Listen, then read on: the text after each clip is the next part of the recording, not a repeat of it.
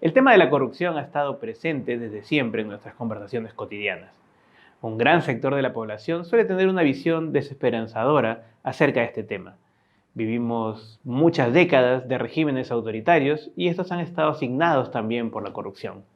Cuando por fin volvimos a la democracia y los ánimos se renovaron, un nuevo golpe nos remeció con el destape de una conocida constructora transnacional que había sobornado a funcionarios y políticos de América Latina y también de nuestro país.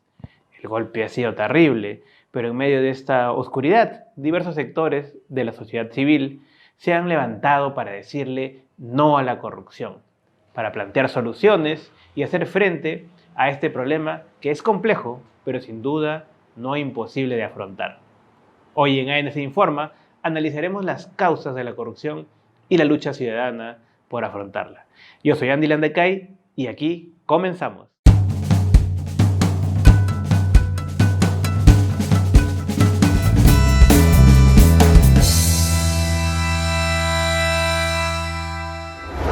Y ahora vamos a presentar un reportaje sobre las acciones que están realizando las organizaciones de sociedad civil. Recientemente se realizó el foro Reformando la Política para Acabar con la Corrupción, donde se presentaron diferentes panelistas y representantes de organizaciones diversas. También se han realizado manifestaciones ciudadanas que han dejado en claro que la lucha contra la corrupción es un trabajo de todos. La corrupción es un problema terrible que nos golpea a todos. No obstante, algunos de sus efectos se aprecian recién a largo plazo, cuando vemos afectadas obras públicas, deficiencias en atención en salud, la calidad de la educación de nuestros hijos o en situaciones cotidianas como el caótico tráfico de Lima. Por ello, es necesario analizar sus causas y cómo afrontarlas. Gracias a este entendimiento, el Grupo de Trabajo contra la Corrupción, conformado por varias organizaciones e instituciones de la sociedad civil, entre ellas la Asociación Nacional de Centros, organizaron hace unas semanas el foro público Reformando la Política para Acabar con la Corrupción en el Perú. Una de las reformas más importantes de los últimos tiempos es esta reforma política. Y quiero señalar 3 razones. Una primera es que no puede haber lucha contra la corrupción si no hay reforma política. Lo segundo es que el sistema político ahora en el país ha puesto coto a la participación ciudadana. Al final hay un conjunto de partidos tradicionales, muchos de ellos que han sido cooptados por la corrupción y no dan lugar a la participación de más partidos que puedan traer nuevos planteamientos y que puedan efectivamente representar los intereses de todos los ciudadanos y ciudadanas del país. Y lo tercero es que en el sistema político tiene que mejorar la representación en el Perú. Todo sistema democrático tiene derecho a defenderse, ¿no? Sobre todo cuando las instituciones han sido copadas por organizaciones criminales, tal como lo plantean los fiscales que llevan el caso Lava Jato, y ha quedado claro para el país que buena parte de los partidos políticos se han convertido en el medio privilegiado para que estas redes criminales puedan operar con eficiencia. Cada ciudadano que no se ponga de pie está dejando de aportar, ¿no? Está dejando de que tengamos la oportunidad de recuperar lo que es de todos. ¿Cuál es la importancia de espacios como este foro que estamos haciendo hoy? Es crucial, es crucial. Quizás vivimos una época donde nos hemos acostumbrado un poco a lo virtual, a lo digital. Y lo digital es potentísimo y hay que cuidarlo. Pero si no tiene un correlato en los foros donde nos podemos escuchar, ver, conocer de otra manera, la potencia es mucho menor y necesitamos de toda la potencia posible. La discusión de estos temas tiene que ser una discusión de todos, ¿no? De toda la sociedad, no solamente de los políticos, en el Congreso, del Poder Ejecutivo o eventualmente del grupo de comisionados que presentamos la propuesta, ¿no? Acá está el futuro de las instituciones, de la representación política de todos los ciudadanos, ¿no? Entonces, es muy importante que organizaciones de la sociedad civil participen, se involucren y sean, pues eso, protagonistas de esta discusión, ¿no? Es la única manera de que salga, dicho sea de paso, porque ya vemos que si el Congreso de la República se encierra en sus paredes, pues lamentablemente muy poco va a pasar, ¿no? La verdad que nosotros en la región estamos muy preocupados y muy comprometidos a la vez con hacer unas gestiones transparentes. Estamos en todas esas, incluso, por ejemplo, en mi caso, hemos firmado la declaración de intereses con la Contraloría, un convenio lo cual nos permite que transparentemos la gestión. La mejor manera para luchar contra la corrupción es la transparencia, es el antídoto contra la corrupción. Y es en ese sentido que todos debemos de trabajar. Y una manera es utilizando la tecnología de información y comunicación, y en ese sentido también estamos nosotros, por lo menos en Cajamarca. Hemos podido ver en estos últimos escándalos que ya ni siquiera es un tema de banderas políticas, es un tema transversal y que casi que tiene que ver incluso con las normas que rigen nuestro país. Entonces, si queremos que eso cambie, tenemos que participar de ese tipo de eventos, tenemos que organizarnos y tenemos que reclamar. Este evento abordó el problema de la corrupción y la necesidad de la reforma política desde diferentes perspectivas y sirvió para tener un punto de partida para generar cambios. El tema no solamente son las reformas, hay algunas que son, creo yo, unas buenas reformas y hay otras que no lo son tanto. Pero es de todas maneras un paso y es importante participar en la discusión de la reforma política porque esto nos debe llevar hacia la constitución de espacios y de referentes para una reforma total de la Constitución. Creo que esa mayoría parlamentaria está representando a lo peor que tiene el país, a la corrupción, está representando a las mafias, a la delincuencia, y creo que los ciudadanos estamos hartos y queremos que exista un cambio y que los partidos políticos en general nos brinden una mejor oferta electoral cada 5 años y que existan partidos políticos reales, ¿no? Que formen cuadros y que conecten con las demandas sociales que tantos años estamos esperando, ¿no? Estamos a puertas de cumplir 200 años y creo que los peruanos estamos hartos de estar en la situación en la que estamos y todos demandamos una república a carta cabal. Posteriormente, también se han desarrollado plantones y movilizaciones por parte de diversos colectivos de la sociedad civil y ciudadanos en respaldo a la reforma política impulsada por el Poder Ejecutivo y en rechazo del archivamiento del proyecto de reforma constitucional referente a la inmunidad parlamentaria. Si algo nos queda en claro es que la ciudadanía no se quedará de brazos cruzados en este importante partido contra la corrupción. Esto recién comienza. Bien, y después de ver este interesante reportaje sobre la lucha contra la corrupción desde la sociedad civil, tenemos para nuestra entrevista de fondo aquí a Eduardo Cáceres. Eduardo Cáceres es filósofo e investigador social, ha sido exdirector de APRODE y bueno, también ha participado en las CONADES, sobre todo trabajando este tema importante de la lucha contra la corrupción. Muy buenas tardes, Eduardo, ¿cómo estás? Muy buenas tardes, gracias por la invitación. Bien, para comenzar quisiera hacer una breve cita, Eduardo, de este libro que ya la gran mayoría conoce, que es La historia de la corrupción en el Perú, de Quirós. Dice sobre la corrupción lo siguiente: la corrupción constituye en realidad un fenómeno amplio y variado, que comprende actividades públicas y privadas. No se trata tan solo del tosco saqueo de los fondos públicos por parte de unos funcionarios corruptos como usualmente se asume. La corruptela comprende el ofrecimiento y la recepción de sobornos, la malversación y la mala asignación de fondos y gastos públicos, la interesada aplicación errada de programas y políticas, los escándalos financieros y políticos, el fraude electoral y otras transgresiones administrativas que despiertan una percepción reactiva del público. Esa es una primera definición de lo que es la corrupción y en tu concepción o en tu conocimiento, con esta cita que estoy mencionando, ¿cómo podríamos definir la corrupción para que se entienda claramente o con claridad en este caso? Bueno, hay una definición que suele ser utilizada en los documentos oficiales, en los eventos internacionales, que señala que el kit de la corrupción es el uso de recursos públicos para fines privados. Sin embargo, es una definición parcial, unilateral, porque donde hay un corrupto, es decir, alguien que usa bienes públicos para fines privados, hay un corruptor, o sea, alguien que induce, que contribuye o que da algo a cambio de, ¿no es cierto? Entonces, la corrupción es un fenómeno complejo, de ida y vuelta, que incluye al menos 2 actores fundamentales y que sí, tiene como su eje, como su centro, a diferencia del robo simplemente. El robo es la apropiación de bienes privados por alguien que no es el legítimo propietario. En este caso se trata principalmente de bienes públicos que son utilizados para estos fines privados. Sí. Aquí en el libro Quirós hace una explicación larga que viene desde la época de la colonia, ¿no? Así como Zabalita en Conversación en la Catedral preguntaba en qué momento se jodió el Perú, yo te preguntaría en qué momento se corrompió el Perú. Lo que hoy denominamos corrupción probablemente en otro momento será entendido como parte del juego de dones y contradones, entre dones y prestaciones, entre funcionarios públicos y sus clientes.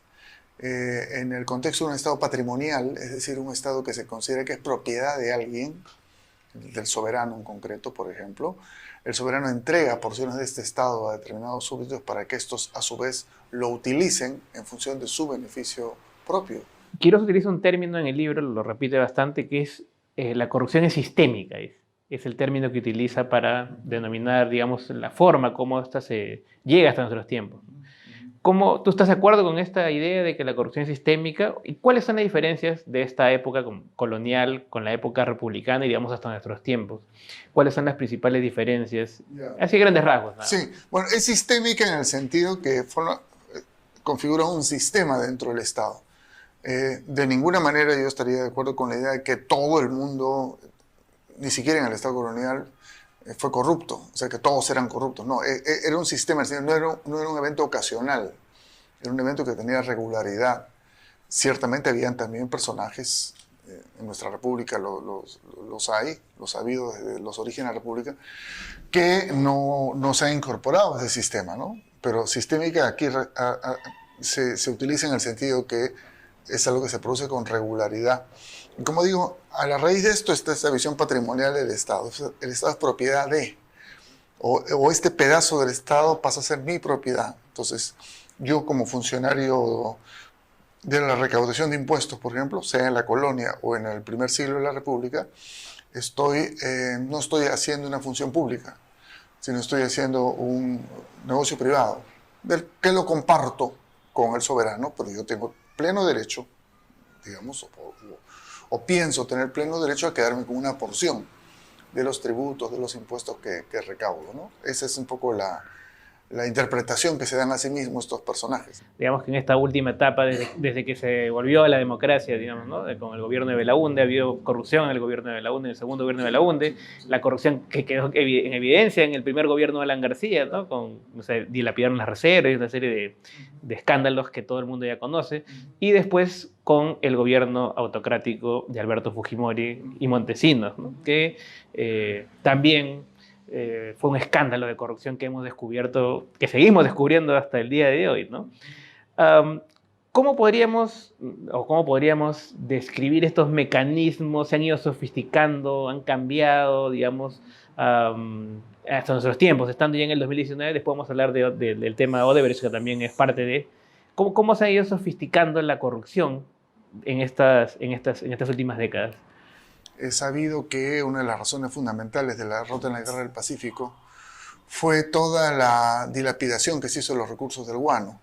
Y ahí hubo fenómenos de corrupción evidentes que están documentados claramente en historiadores tan ponderados e imparciales como el propio Basadre. ¿En qué consistía en ese momento la corrupción? En la firma de contratos a cargo de ingresos a futuro, contratos que permitían acceder a empréstitos, y estos empréstitos eran después dilapidados en compras o en sueldos o en lo que fuese, ¿no? Y eso era más o menos público, más o menos transparente, digamos. Después las cosas se fue encubriendo, en el sentido que los contratos se convirtieron en mecanismos más impersonales, probablemente comenzó a bancarizarse la corrupción, por usar un término de moda, en el sentido que no fue plata puesta sobre la mesa, sino depósitos en cuentas en lugares, bancos fuera del país. Después eso pasa por el mecanismo de los paraísos fiscales, ya no son los grandes bancos de Francia o de Nueva York, sino son paraísos fiscales. Y se hace más sistemático en el sentido que ya, como se conoce bien en el Perú, pues prácticamente hay hasta tarifas, ¿no?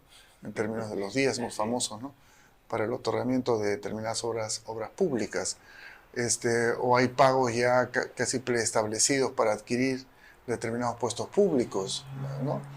Incluso puestos muy modestos, como un puesto de maestro, por ejemplo, ¿no? En muchos lugares se señala que se tiene que pagar un primer sueldo o un porcentaje para poder adquirir la plaza. Ese punto es importante, me gustaría ahí una diferenciación, porque la gente percibe la corrupción muchas veces como la cosa que pasa arriba, digamos, ¿no? Las grandes autoridades, los grandes empresarios, pero no solemos ver, o no podemos como corrupción el hecho de pagarle a un policía para que no nos ponga la multa, o pagar para beneficios en los colegios para nuestros hijos, y así una serie de detalles muy individuales que la gente no percibe como corrupción, es más, lo toma como algo normal, ¿no? Y también está el otro discurso de, si ellos lo hacen, ¿por qué yo no? O sea, que es un discurso que a mí me asusta mucho, ¿no? Los que somos padres, nos asusta mucho esta idea de vender que como ya está todo desnaturalizado, como ya la corrupción campea, ¿qué podemos hacer frente a esto, no? O sea, ¿cómo podemos entender que la corrupción es mala, sea de arriba, de abajo, en medio o bien chiquito? ¿Qué podríamos hacer? Bueno, en general creo que a veces se entiende a nivel ya de la vida cotidiana la corrupción como, o sea, el hacer algún acto de corrupción como una forma de salir del paso, ahorrarse algo, ¿no? Ahorrarse una multa, pago una coima que es menor a la multa, ahorrarme el tiempo de un trámite, pago una coima para ahorrarme el tiempo. Entonces, en ese sentido es visto como una forma de maximizar utilidades, de maximizar beneficios con el menor costo posible. Y en ese sentido, sí, a primera vista funciona, a primera vista permite eso. El asunto es que conforme eso se va generalizando, en realidad comienza a desaparecer esa ganancia, esa utilidad marginal, digamos, de la corrupción, porque todo se comienza a enredar más todavía, ¿no? Todo se comienza a enredar más y llega un punto en que la vida social prácticamente colapsa. Y creo que ahí es donde deberíamos encontrar el punto de partida, el punto de quiebre, para revertir los fenómenos de corrupción. Ese tema bueno, vamos ya de lleno a algo que nos ha tocado muy recientemente, que es el tema de Odebrecht. No solo el Perú, ¿no? Porque es un problema de varios países latinoamericanos donde el escándalo ha reventado y ha salpicado a prácticamente... Odebrecht es como el Montesinos en su tiempo, ¿no? Que sentaba a empresarios, funcionarios, políticos, candidatos, es decir, a todo el salpicado con un poquito, ¿no? ¿Cómo ve la lucha, digamos, que se está frente a este tema de la corrupción con el tema Odebrecht? Y aquí hay algo que quisiera destacar, ¿no? Que es, por ejemplo, muchos decimos, hay una visión desesperanzadora de muchos de decir, bueno, todo está corrompido, todo está salpicado. Pero sin embargo, cuando converso con colegas de afuera, me dicen, tu país es un ejemplo de la lucha contra la corrupción, porque lo perciben de esa manera, sobre todo en México, ¿no? En México, en Colombia, o sea, acá en el Perú se han mandado a la cárcel a expresidentes, a peces gordos, a intocables que en otros países ni siquiera les han abierto proceso. Y sin embargo, es visto el sistema judicial en la actualidad, que me sorprendió, ¿no? Porque a veces uno tiene esa idea de nadie es profeta en su tierra, ¿no? Afuera se ve como es más, hay hasta un documental en México que se llama El Perú, el ejemplo, ¿no? Como ejemplo. Entonces, sí, entonces creo que tal vez podría ser esta la forma de difundir estos mensajes, esta idea de ver cómo se está luchando contra la corrupción, a pesar de que ya vemos todos los problemas que hay ahora con el tema de la reforma política. ¿Ese podría ser el norte? Bueno, yo creo que sí. Creo que el Perú ha sabido aprovechar una oportunidad que se abrió a nivel internacional. Y no decir el Perú además es muy genérico, determinadas fuerzas, determinadas instituciones, incluso determinadas personas han sabido aprovechar adecuadamente la oportunidad que se presentó con este estallido del escándalo Lavallato, Odebrecht, para abrir procesos de cuestionamiento y de no solo de cuestionamiento mediático, sino de enjuiciamiento de la corrupción, y eso está teniendo frutos y resultados que habrá que ver hasta qué punto se generalizan en el conjunto de la población. El curso no está definido, o sea, el resultado no está definido, el curso está abierto. Fue interesante escuchar en la presentación que hizo el presidente del Consejo de Ministros hace algunos días, al sustentar el pedido del voto de confianza, comenzó mencionando la existencia en el Perú pues, de prácticamente todos los expresidentes recientes presos o enjuiciados, un número significativo, no recuerdo exactamente cuánto, pero eran varias decenas de presidentes regionales enjuiciados o condenados, y cientos de alcaldes provinciales y distritales en la misma situación. Esto revela que contra lo que se puede pensar o lo que se asume muchas veces, si bien hay niveles todavía significativos de tolerancia, también ya comienzan a haber síntomas de seguimiento, de enjuiciamiento, de consecuencia. Y se trata simplemente de seguir empujando esto y de generalizarlo en la vida pública. Y ya que vamos al tema de que involucra a las personas, al ciudadano de a pie, organizaciones de sociedad civil también, coméntanos un poco la experiencia de las recientes CONADES, ¿no? Donde se ha desarrollado un trabajo importante, donde se tocó uno de los temas ejes, también fue el tema del análisis de la corrupción, ¿no? Quisiera que nos comente un poquito cuáles son las experiencias que se recogieron en este importante evento, ¿no? Bueno, nosotros tuvimos ocasión de trabajar el tema en CONADES y lo digo en primera persona porque tuve una cierta participación en la coordinación del tema. En la 18ª CONADES, hace 2 años, ¿no es cierto? Fue el primer momento en el que esto lo hemos tratado y lo volvimos a tratar en la 19ª el año pasado. Y ahí lo que buscamos fue, en primer lugar, porque esto no fue solamente el evento CONADES, tuvimos desde meses antes un proceso de reflexión, discusión, identificación de casos y de protagonistas a ser convocados para esta conferencia. Fue un proceso en el cual pusimos en primer lugar a discusión una visión más amplia del fenómeno de la corrupción, una visión multidisciplinaria que buscaba romper con estereotipos que son peligrosos. Uno del que tú has mencionado, esta generalización, ¿no? Todos son corruptos, no hay nada que hacer, que muchas veces se basa en un pesimismo cultural muy marcado, así somos los peruanos, ¿qué vamos a hacer? Y también contra una visión exclusivamente pues, moralista o jurídica de la corrupción como una suma de eventos individuales, ¿no? Y no, la corrupción es sistémica, sin que esto niegue que hayan responsabilidades individuales. La corrupción tiene raíces en el modelo económico vigente en el país, sin que esto niegue que hay también factores culturales presentes. Entonces, presentamos en primer lugar una visión más compleja del fenómeno de la corrupción. En segundo lugar, identificamos algunos procesos progresivos, positivos, de denuncia de la corrupción, procesos de diversas regiones del país. A mí me impresionó mucho el caso de una regidora en Tarma, que incluso había sufrido procesos de hostigamiento, de acoso, a raíz de una denuncia muy sostenida de la corrupción. Los procesos vinculados con grandes irrigaciones en el norte, bueno, los mismos procesos de Odebrecht, los procesos del gobernador regional de Cusco, que ahora está preso, ¿no? A raíz también de obras con etcétera. Todos esos, identificamos casos, los trajimos, los trabajamos, los discutimos. Trajimos también a CONADES a representantes de instituciones y coaliciones que han trabajado de larga data este asunto, ¿no? Proética, Foros Ciudadanos, etcétera, y recogimos de ellos su experiencia.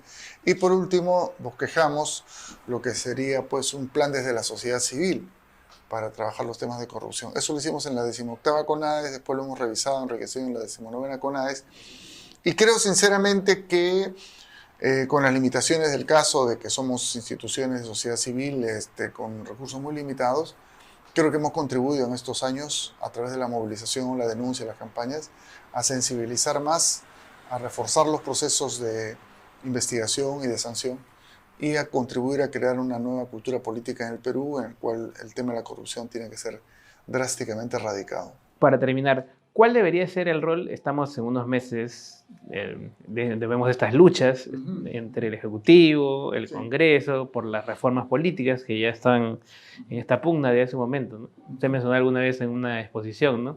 En este margen, en este contexto, ¿cuál debería ser el rol de sociedad civil, de organizaciones, redes, ONGs, plataformas, de cara, digamos, al futuro, ¿no? Pensando en que ya viene el 2021, un nuevo proceso electoral, una serie de cambios y un aniversario más de la patria? Yo creo que la ruta está marcada por esto que mencioné antes, ¿no?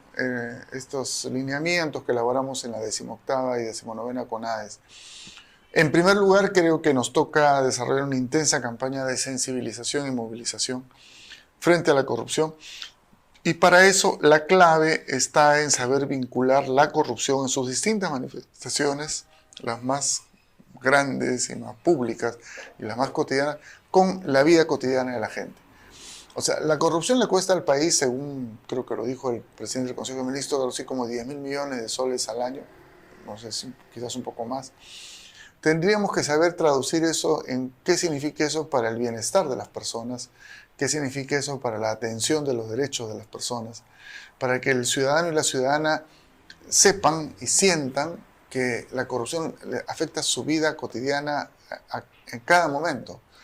Cada vez que van a un hospital y lo encuentran desabastecido, cada vez que ven que sus hijos reciben una educación limitada calidad, o que ven que sus pistas son un desastre, o que su tren eléctrico se malogra, que sepan que eso sucede porque en este país, hasta el presente, más de 10.000 millones de soles son desviados de fondos públicos hacia bolsillos privados, ¿no? Creo que esa es una primera tarea. Creo que deberíamos seguir alentando, profundizar procesos más serios, académicos y periodísticos de investigación de casos emblemáticos, reforzar ahí la acción de estos fiscales valientes que tenemos afortunadamente en el país y mantener la vigilancia sobre fiscales y jueces. Ahí no podemos dejar de prestar mucha atención a los problemas que está teniendo la reforma del Poder Judicial. Estamos ahora con el tema de la reforma política, pero nos ha quedado todavía pendiente la reforma del Poder Judicial y este fracaso, entrampamiento del proceso de constitución de esta nueva instancia que va a haber en vez del Consejo de la Magistratura es sumamente preocupante, ¿no? Porque podría abrir la puerta a que se reconstituyan. No, y nosotros aprobaron 3 y uno es un caso realmente lamentable. Así es, ¿no? En todo caso, ese proceso ya está clausurado, ¿no? Ahora, ¿qué viene ahora? No lo sabemos y puede ser que sea una ventana para que vuelvan a colarse por ahí los Chávarris, ¿no? y sus similares. Creo que debemos alentar esos procesos de investigación, apoyarlos. Y creo que en general lo que requerimos es vincular la reforma, la lucha anticorrupción, no solo con la reforma política y la reforma del Poder Judicial, sino con modificaciones mucho más sustantivas, ¿no? Creo que es indudable, lo hemos trabajado ampliamente en los eventos de CONADES, está en los documentos, que hay una conexión muy profunda entre la corrupción y el modelo económico que está en curso en el país. No solo por sus aspectos estrictamente económicos, sino por las consecuencias que el modelo económico tiene sobre los sentidos comunes de las personas, este aliento descarado a la utilidad, sin consideraciones éticas de por medio, a enriquecerse por cualquier medio, esta destrucción de lo público, son el terreno nutricio en el cual la corrupción ha crecido. Si no cambiamos el modelo económico, si no cambiamos el componente cultural de que el neoliberalismo ha puesto vigente en nuestro país, difícilmente vamos a poder erradicar la corrupción. Perfecto, Dardo. Ha sido muy ilustrativo lo que nos has comentado hoy. Muchísimas gracias por la entrevista. Gracias a ti, gracias a ustedes. Felicitaciones por este esfuerzo que hacen de contribuir justamente a eso, ¿no? A que los peruanos y peruanas sigamos atentos frente al tema. Bien, estamos aquí en nuestra sección donde mostramos las publicaciones recientes. Tenemos aquí este libro titulado Género, Paridad y Gestión de Riesgos de Desastres, compilado por Diana Miloslavic de la ONG Flora Tristán. El libro recoge las impresiones de diversas conferencias desarrolladas en este foro, así como los valiosos testimonios de mujeres organizadas de Piura y Lima y los comentarios de expertas en cuestiones de género y gestión de riesgos. Recomendamos su lectura. Y por otro lado también tenemos aquí el estudio sobre los marcos jurídicos de las ONGs de la región andina, compilado en este caso por el doctor Luis Castillo, de la Asociación Nacional de Centros. En este libro podemos apreciar información pertinente sobre los marcos jurídicos de las ONGs. Aquí se aprecia claramente las diferencias y similitudes que favorecen o desfavorecen el funcionamiento adecuado de las ONGs en cada uno de estos países. Bien, esta fue la edición de hoy de ANC Informa, donde lo hemos dedicado al análisis de la corrupción en nuestro país y sobre todo al rol que tenemos los peruanos y las organizaciones de sociedad civil para afrontar este problema. Sabemos que tenemos mucho trabajo por delante, pero nuevos vientos nos motivan a seguir trabajando. Yo soy Andy Landacay y esto fue todo por hoy en ANC Informa.